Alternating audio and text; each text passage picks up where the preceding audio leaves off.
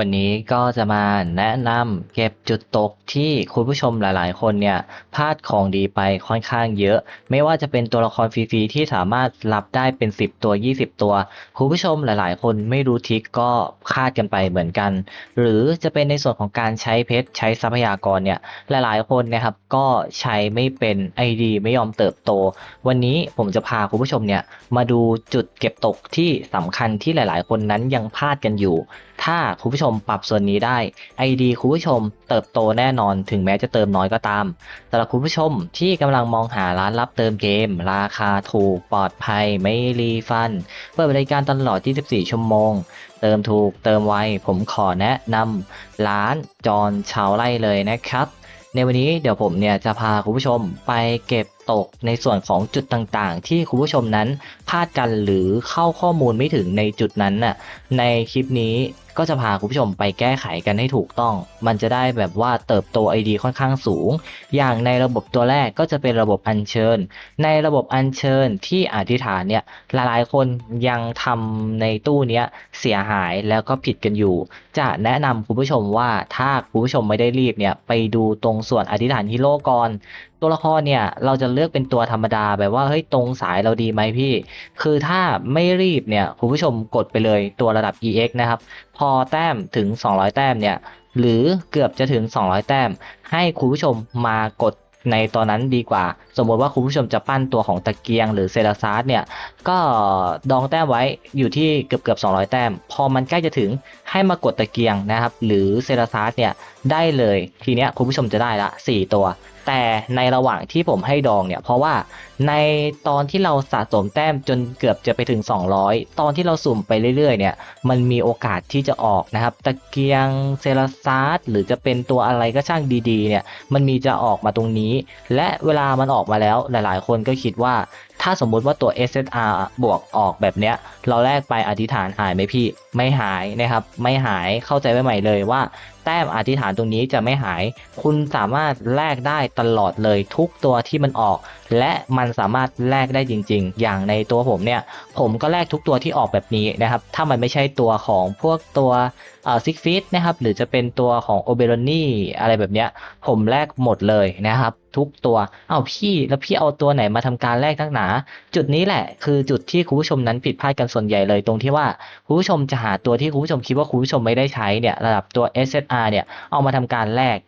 เราไม่ค่อยได้ใช้แบบตัวพวกนี้ว่ะ ก็ทำการแลกไปนะครับทีเนี้ยมันก็เสียไป1ตัวระดับ SSR แต่ทั้งที่จริงแล้วเรามีวิธีการที่เราไม่ต้องเสียตัว SSR เลยก็คือการใช้ตัวของ Six Feet หรือ o b e r o n i นะครับที่มันมีร่างเป็นตัว R SR อย่างเงี้ยสามารถที่จะเอาเวกขึ้นเป็น SSR หรือเป็น SSR บวกได้ดังนั้นถ้าเราใช้ Six Feet ในการแลกนะครับมันก็เท่ากับว่าเราใช้แค่ตัว R หรือตัว SR ในการแลกไม่ใช่ตัว SSR แท้ๆ เนี่ยก็คือได้ตัวละครมาเพิ่มแล้วนะครับแล้วก็ไม่ต้องเสียอะไรด้วยแค่เหมือนเสียตัวกินที่มันไม่ได้มีค่าอะไรระดับตัว R ตัว SR นั่นเองนะคุณผู้ชมเดี๋ยวผมจะทำให้ดูเป็นตัวอย่างดีกว่าซึ่งโอเบโรนี่ก็ทำได้นะครับถ้าเราทำดาวตันไปแล้วหรือทำดาวสูงไปแล้วแล้วมันไม่มีโอเบโรนี่เนี่ยแบบไม่มีจริงๆคุณผู้ชมสามารถไปรีดาวออกมาแล้วก็มาทำการแลกได้แล้วเราก็เอาตัว SSR เนี่ยตั้งต้นเก็บไว้แค่ตัวเดียวก็แค่นั้นอย่างเรามีตัว ซิกฟีดเนี่ยที่เป็น6ดาวเราเอามาทำการแลกนะครับแลกไปเลยเราจะได้รับซิกฟีดตัวตั้งต้นที่มันเป็นตัวนี้มาใช่ไหมแล้วเราก็จะได้ตัว5ดาวคือมาอีกตัวหนึ่งอย่างของผมเนี่ยแลกไปก็ไม่ได้เสียหายแต่ก็ไม่มีประโยชน์เหมือนกันแต่เอาเป็นว่าผมก็จะทำให้คุณผู้ชมดูเนาะก็เหมือนรีทิ้งนั่นแหละนะครับให้พูดง่ายๆเลยเพราะว่ามันก็ได้ตัว5ดาวกลับคืนมาก็รวมเป็น6ดาวเหมือนเดิมแต่ก็จะทำการแลกให้ดูนะครับเป็นตัวอย่างนะคุณผู้ชมเนี่ยผมแลกมาปุ๊บใช่ไหมแล้วเราจะมีตัวซิกฟีดที่เป็นตัวตั้งต้น5ดาวมาเหมือนเดิม เราก็จะให้คุณผู้ชมเนี่ยเอาตัวซิกฟีดที่มันเป็นตัว5ดาวนะครับไปทำการรวมกับซิกฟีดที่มันเป็นร่างธรรมดาแบบเนี้ยเห็นปะเนี่ยร่างธรรมดา5ดาวแบบนี้นะครับเราจะให้เอาไปรวมอย่างตัวนี้มันมีซิกฟีดร่างธรรมดาปะไม่มีร่างธรรมดาว่ะเนี่ยมันสามารถใช้ร่าง R หรือจะเป็นตัว SR ที่เป็นสีม่วงเนี่ยในการรวมขึ้น6ดาวได้เหมือนเดิมดังนั้นเราเก็บแค่ตัวหลักๆมันไว้เพียงแค่ตัวเดียวก็พอแล้ว อย่างตอนนี้ผมมีซิกฟีดอยู่2ตัวนะครับผมเก็บไว้เป็นอาหารนี่แหละนี่นะครับก็คือวิธีการทำเลยเด้อคุณผู้ชมแต่ผมชอบรวมไว้นะครับรวมไว้แล้วก็แลกเดี๋ยวมันก็ได้ขึ้นมาก็ เนี่ยนะครับก็คือในตู้นั้นอ่ะมีตัวอะไรออกมาเนี่ยคุณผู้ชมเก็บให้หมดเลยนะครับในส่งตู้อัญเชิญโดยใช้ตัวของโอเบโรนี่หรือซิกฟีดในการแลกเท่านั้นนะครับอย่าใช้ SSR ตัวอื่นในการแลกนั่นเองนี่แหละก็คือสิ่งที่หลายๆคนยังพลาดกันอยู่ในตู้นี้ผมเองก็เพิ่งมาทำคลิปด้วยต้องขออภัยนะครับดังนั้นเนี่ยก็พยายามกันละกันเนาะซึ่งเนี่ยผมกดมาทั้งหมดเนี่ยจนได้135แต้มแล้วถ้าให้เปรียบเทียบ1ตัวมันเท่ากับ5แต้มเนี่ยผมได้มาเกือบ20กว่าตัวแล้วนะครับแต่ก็มีปัดข้ามไปบ้างนะเพราะว่าเอาจริงๆรู้สึกว่าตัวไหนที่แบบมันแทบจะไม่ได้ใช้จริงๆก็ปัดผ่านไปแต่ส่วนใหญ่เราได้ใช้นะเท่าที่ผมเห็นนะเพราะว่าไอ้ที่ผมไม่ได้ใช้จริงๆเนี่ยมันมีอยู่ไม่กี่ตัวนะครับก็คือไอ้เจ้าตัวเนี้ยผมไม่ได้ใช้แน่นอนก็เลยต้องปัดมันทิ้งบ่อยๆอะไรประมาณนั้นแล้วก็ออกตัวแบบซ้ำๆที่มันเป็นตัวตั้งต้นเนี่ยจะแลกไม่แลกก็ไม่ได้มีประโยชน์เหมือนกันก็คือในส่วนของตัวซิกฟิตล่างต้นมันอะไรประมาณเนี้ยมันชอบไปออกนะครับดังนั้นเนี่ยก็ระวังไว้ละกันที่เหลือเนี่ยตัวไหนออกมาแลกให้หมดนะครับถ้ามันไม่ใช่2ตัวตั้งต้นตัวเนี้ยก็คือแบบแลกได้หมดเลยใช้ตัวซิกฟิตกับโอเบโรนีนั่นเองนะสำหรับระบบนี้ปรับเปลี่ยนแล้วจะได้รู้กันลึกๆเลยทำให้ดูแล้วด้วยว่าเนี่ยการแลกยังไงถ้าใช้ซิกฟีดแลกมาแล้วตัว SSR ซิกฟีดที่มันเป็นร่างต้น5ดาวตัวหนึ่งเนี่ยก็รอตัวที่มันเป็นซิกฟีดร่างSR นะครับมาอีกรอบหนึ่งที่มันเป็นตัว R หรือ SR เอามาผสมกับ SSR ที่มันเป็นซิกฟีดมันก็จะได้เป็น6ดาวทีที่เราแรกเราก็ได้ตัวคืนเหมือนเดิมอะไรประมาณนั้นนั่นเองนะคุณผู้ชมแล้วระบบในอย่างอื่นเนี่ยที่มีหลายๆคนเนี่ยพลาดแต่จริงๆมันไม่ได้พลาดหรอกมันเป็นข้อมูลแบบเบื้องต้นที่เราคิดวิเคราะห์กันเองอย่างตัวผมเนี่ยคิดวิเคราะห์แล้วว่าตัวผมสามารถที่จะเลื่อนระดับดาวได้แล้วแต่ผมไม่รีบเพราะว่าไอเศษหยดเลือดมังกรเนี่ยมันค่อนข้างหายากแล้วมันสามารถที่จะเอาไปใช้กับวัยเติบโตได้พอเราเอาไปใช้กับวัยเติบโตเนี่ยถ้าเราไปประมูลของเศษวัยเติบโตที่ไม่ใช่ระดับเนี้ยมันราคาแพงกว่ากันประมาณเท่าตัวหนึ่งดังนั้นเราเก็บในส่วนของเจ้าตัวหยดเลือดมังกรเนี่ยไว้อัพตอนมันขึ้นเติบโตดีกว่าคือมันมีค่าเท่ากันเลยในระดับความคุ้มก็คือเอาไปใช้กับขั้นเติบโตคุ้มกว่าส่วนไอ้พวกเนี้ย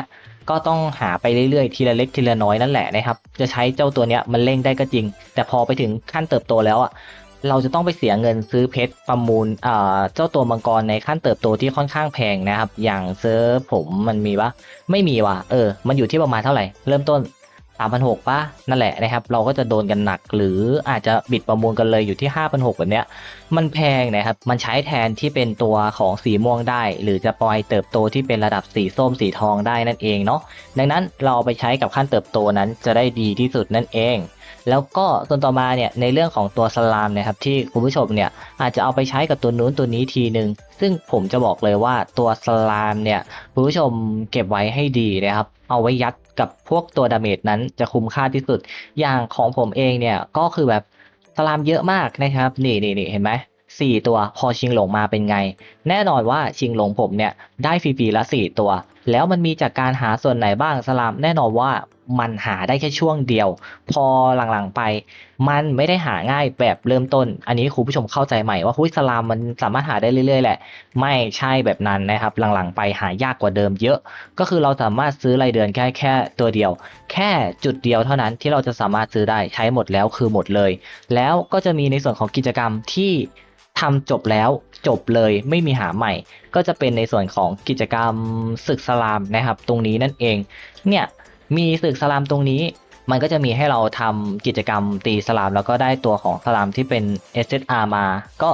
เนี่ยนะครับหมดแล้วมันจะมีรีให้ใหม่ไหมพี่ไม่มีแล้วนะครับหมดแล้วหมดเลยดังนั้นคุณผู้ชมคิดดีๆก่อนจะใช้สลามถ้าจากตัวผมแนะนำเนี่ยผมจะแนะนำให้คุณผู้ชมใช้สลามเนี่ยกับตัวที่เป็นดาเมจเท่านั้นนะครับหรือถ้าเราจะเอาไปลงตัวที่มันจำเป็นมันแล้วแต่คุณผู้ชมนะอันนี้เราไม่ขัดกันคุณผู้ชมอยากจะไปลงให้ตัวแทงค์ตัวซับอะไรเก่งๆของคุณผู้ชมอ่ะก็ได้แต่ถ้าในเรื่องความคุ้มเราเอาไปใช้กับตัวดาเมจนั้นจะคุ้มค่าที่สุดขอพูดเบื้องต้นไว้ก่อนเลยว่าตัวสลามเนี่ยมันไม่ได้หาง่ายๆนะครับมันหายากมากนะคุณผู้ชมถ้าคุณผู้ชมคิดว่ามันหาง่ายๆนี่ไม่ใช่แล้วนะครับดังนั้นเนี่ยคุณผู้ชมต้องคิดดีๆก่อนที่จะใช้มันนั่นเองนะคุณผู้ชมเพราะว่าใน